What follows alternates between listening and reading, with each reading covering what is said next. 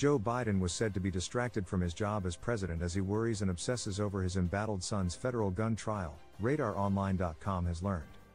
In the latest development to come after Hunter Biden's federal gun trial kicked off in Wilmington, Delaware on Monday, sources close to President Biden said that the commander-in-chief was distracted by the proceedings.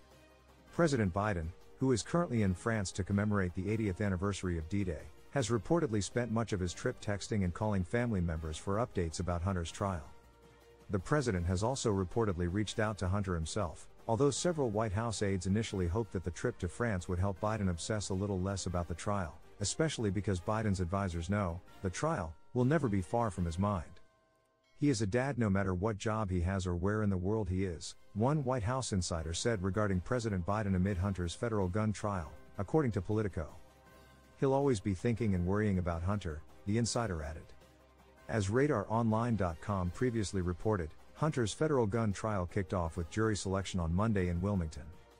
The embattled first son faces 3 federal charges connected to his purchase of a handgun back in October 2018, including 1 count of making a false statement in the purchase of a firearm, 1 count of making a false statement related to information required to be kept by a federal firearm license dealer, and 1 count of possession of a firearm by a person who is an unlawful user of or addicted to a controlled substance. President Biden released a statement on Monday when his son's federal trial kicked off.